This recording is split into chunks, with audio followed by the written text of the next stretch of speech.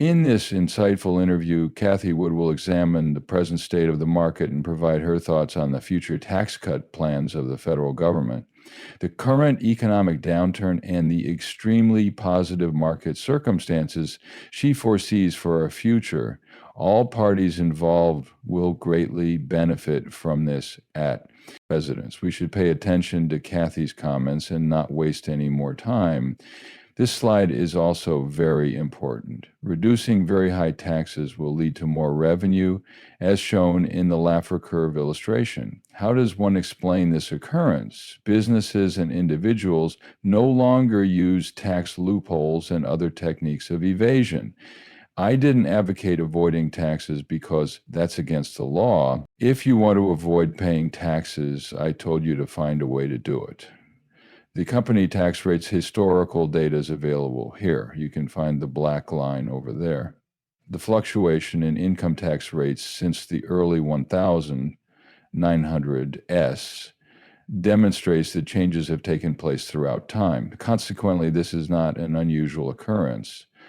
The lack of careful documentation of tax payments until the late 9,490 milliseconds. Since the early 1940s, tax rates have clearly dropped dramatically throughout the last 60, 70, and 80 years. An all-time high in tax revenue has been recorded by the government. Individuals are more likely to pay their fair share of taxes when rates are low, which in turn boosts the economy. Why is this important, and how does it relate to cryptocurrency? This has been the subject of several inquiries. The inquiry is now my turn to answer. This chart makes it quite clear that lower taxes encourage more spending and growth in the economy. I would like to show it to you again. How does this matter right now? As a result of increasing trade revenue, Donald Trump plans to further cut taxes. It is likely that this will lead to more revenue for the federal government, and he has the financial means to make it happen.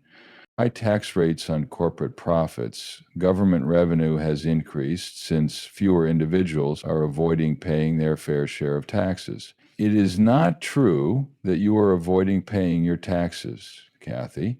According to the indications, this would be a major issue. The evolution is seen. It makes no sense at all. There was a big drop in taxes in the middle of the 2010s, and then there were big hikes. Revenue from corporations as a whole fell from 200. There was a huge jump from 1 million to 500 billion. There has been a tremendous surge in funds. This is an unprecedented increase, increasing by a factor of roughly 3 in only 5 or 6 years. Defies sense. Even though tax rates were at their highest point in history in the 1950s, it is clear that very little money was actually collected from businesses. Data for the years 1920-1940 is the last lacking. But this must still be recognized. I still think we'll be able to pull out of this recession quite quickly, even though it's rolling along. The Bitcoin market will be greatly affected by this, in my opinion. Thinking at this from Cathie's point of view and the market forecast made by ARK Invest fascinates me. Here we can play a game, this without delay. Many businesses contacted us in the first 3 months of the year. We might hear from a plethora of new startups in the second quarter. People have put some spending on hold while they wait for the budget's tax consequences to be resolved. The decline is expected to be the subject of more discussion.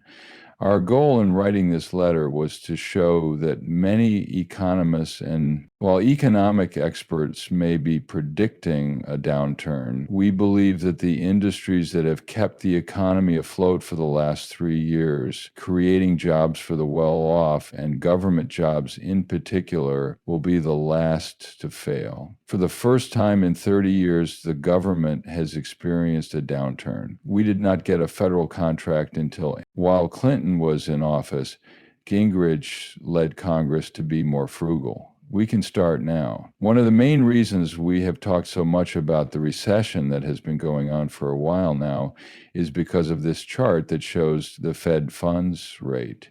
The target rate that the Federal Reserve strives to attain, seen by the purple line, is the real federal funds rate.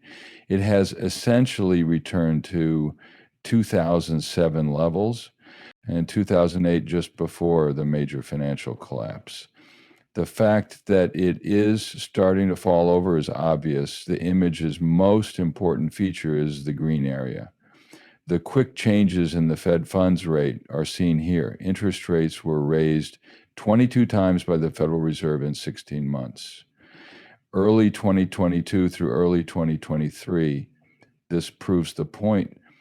This has happened 22 times in history after 16 months. It has never happened before. Never before has there been, since the federal funds rate was first established in 1913, nothing has been comparable. Time travel to the 1970s is underway. A lot of people have written this off because they said, oh my gosh, we were beginning from 0.25%. The rate was so low that it doesn't matter much. The rate was incredibly low, but everyone had been used to extremely low interest rates in 2007 and 2008, especially in the US. So this big jump came as a surprise. Looking back on the 1970s, it's clear that people adjusted to the growing interest rates and inflation by changing the way they lived. This had an effect on the decision-making procedures, with inflation playing a major role. Expected interest rate hikes impact a lot of choices. This particular instance was incorrect. This was rather unexpected, and it seems to have started the downfall. The characteristics of that slow decrease will also be covered. Finally, let's return to the topic of monetary policy. A currency's velocity is the rate at which it moves around an economy. It can be seen ever since the tech and telecom bubble burst in the late 90s. It has been steadily going downhill. Deflationary innovations spawned by the boom helped keep inflation low for the next 2 decades to a quarter of a century. As people braced themselves for an imminent economic slump, the speed at which CO was traveling decreased. Consequently, there were no outlays. The economy and the money supply were both boosted by a massive fiscal and monetary stimulus package that followed. But if our calculations hold, the speed of money will change again at this crossroads. It did fall in the first quarter, therefore it has already happened. There was no change in performance from the previous quarter to the fourth, with an annualized change of around 1.4%. It would seem that this is accurate. Nonetheless, the total rate of change will slow down if the numbers fall in a row, since it will put pressure on the yearly changes. That greatly slows down the economy. Given the current circumstances, the Federal Reserve is not very flexible.